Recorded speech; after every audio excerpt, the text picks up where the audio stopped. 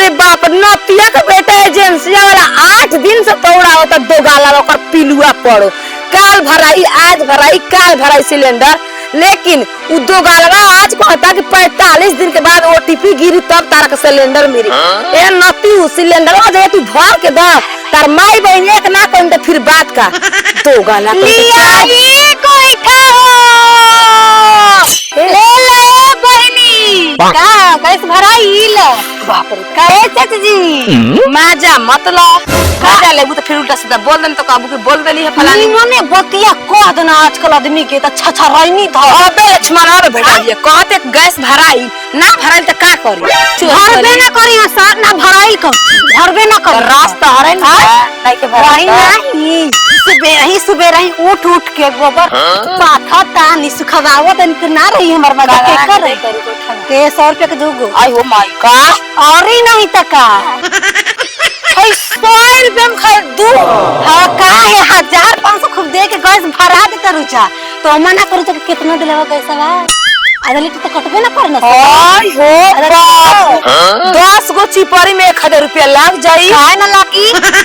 काहे ना लागी पैसा मेहनत को के पथतानी ई सब सरकार के देन बाकी गोइठा लेके लेला पैठा कर दन त के पूछेला कि हम तो रवती हो सलाह देन के ले ली रो गोइठा भाव से लगे 2 रुपया 3 रुपया के द के 50 रुपया के एगो चिपरी लागत है फुटको ये तोर कराल भाई तू ले ला काहे के बात बतिया दे बहन का 4 दिन से खाना नहीं के मन सरसोवट झुक के कैसे खाना जगह देखी चाची जकरा जरूरी बाटे ना वो आदमी कुछो बना कैसो बा गोइठा ले काफी जले ले के चूल्हा में लगा दे बर के का कैसन ले ले भिंजल तनी देखी भिंजल बा गोइठा के कहती चुरकुनिया मत गिराई जी मांगा ना हां नतिया के बेटा 1 महीना पहले बा सोना चांदी महंगा करस कि मोय महंगा सूत तक उतार गेल मेहरान के आज दो गलबा गैस महंगा कदरस कि मोय निमन मन सुगर मेहरान लगन से गोठा करी पे खाना बना काहे नहीं मोदन की जो ड्यूटी बाटे न मैं छड़ जाए ई पक्का मोदी चाचा के कोन मेहरारू धोखा देले बे तबे सब कांड मेहरारू के संग काहे हो पता अब कोई धोखा दे ओसे नहीं का मतलब फायदा तो हमर बा ना 10 रुपए के एगो चिपरिया लगा दे ए चाची जी हमारा माथा पर चुतिया लिखल बा का 10 रुपए के एगो लगा दी ए बहन समय ऐसा शुक्र मनाई कम 100 रुपए में दूगो तीन तो एगो मिली 10 दिन के अंदर में वो देख ले मुंह ना मार से को भैंस ना कि ले दूधो पिया ना गोबर के गोठो बनाई हां तो कीनी जाई 1 लाख के जन भाई सना 1 लीटर वाली मिलत सब गई वो कनी के भाव बढ़ गई और नहीं त ओहनिए सन होता गोइठावा दे दे गोठा भाव से लगा के ले ली 10-15 रुपए बे 100 रुपए ना कौन बात नहीं भाई उठावा दे ना भरा कहीं भरे तो तारे को वाले खाना मांगे ना बस वो सड़ो कोई के भराए तो गस्ता तार गोठा के अच्छा रात का बन जन बस सब वो सड़ी की गोठा देके झूठा हम उठवा ले भातार में से उठा दी फेंक दे कपड़ा पर फाड़ की तारा मांगी है अब का कर जाला त बोरा लेके खूटी ले जा भरा लगा गैस पे खाना बना ला जा मार उतर आई रही जा 2 दिन के चला रहा है गैस तो मार गैस पे बना तनी गर्मी ना लागी ला जब धुएं में खाना बनाई बुझा गोठा इजराइल को अमेरिका को इतना गैस महंगा हो गया तंग हो गया सब लोग 10 दिन से हमारे लड़का के पास से वहां चला गोइठो कहीं नहीं खेल लिया ये गोइठा ले बहन काजी बाजी गोइठा कैसे बा 100 के ना 2 गो 100 रुपया के 2 गो गोइठा मिलता तो गैस ना मंगा दो गोइठा मंगा बा देखिए बाबूजी का बात कहीं रहा के बोल कोई सारा जब महंगा भइल तो गोइठा ना महंगा होई तो इतना महंगा का एकदम गैसो महंगा हो जाई पहले आदमी मार खूब गौरवल बेच के गैस भरा उतर लटे कि 1 महीना जौन दबा के हम बनाई खाना अब कोई बेच दी मिलते नहीं खे ये बेटा वो काम ना कर देखा हमारा आज 2 दिन से लड़का से पास से बना सन जन 2 दिन से पूरा झुक के ना बनाई को लोग के पुअरो निकल नहीं खे तो हमारा घरे आके हमारा से खरीद ले रहत जा एमे कौन बड़का बात बजी बाबूजी अच्छा ये बताई गोइठा कैसे देता हां को बार कहीं 100 रुपया के 2 गो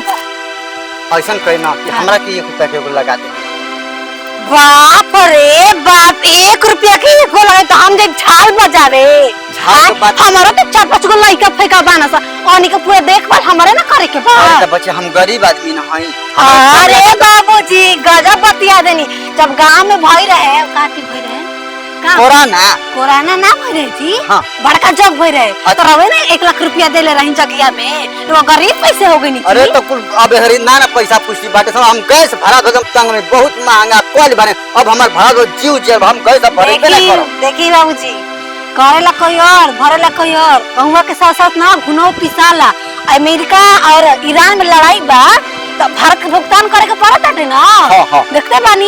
ए से बाबूजी हम ना लगा सकी ना माफ करो सुनो हम सुनो उठाई एगो का काम कर ना ना अच्छा चलो 100 रुपया को लगा दो हां तो चले लो देखो पैसा हम ले ले तो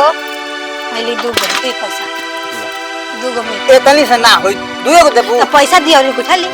अरे देखो 100 रुपया दुगो हो गई अब दहे की 100 रुपया 4 गो दो इतनी से ना होई ना बाबूजी ना अपना पेट पे हम लात ना मार दे काहे के लात वादी बताई रहुए तो ई से ना रोजी अरे उन्हें जाके महंगा बेच न दी हम कोनो गांव के बताई नहीं हल्ला ना करो नहीं हमर लइका तन खा पी लियो तो दुगो से ना सारा तो भरोसा बाबूजी लिखी रहुआ पे ना अरे हमें पूरा गांव भरोसा करो कतो ना ना अब ले को अच्छा, नहीं लो। हमरा जाए को बेचे जी अच्छा लो 200 का 6 गो दे दो हमरा के 200 2 बढ़ा दो 2 बढ़ा दो हई दू नहीं है ली हई वाला बटे कहीं में बा ई हो गई दू 5 गो ली है 5 गो नहीं के बस एगो और हमरा काला देगा देखो पूरे आदमी में बात मान आई चुरकुनी ली आई झोकवा देम ना तो बढ़ जाई ई चुरकुनिया से भौरी बनी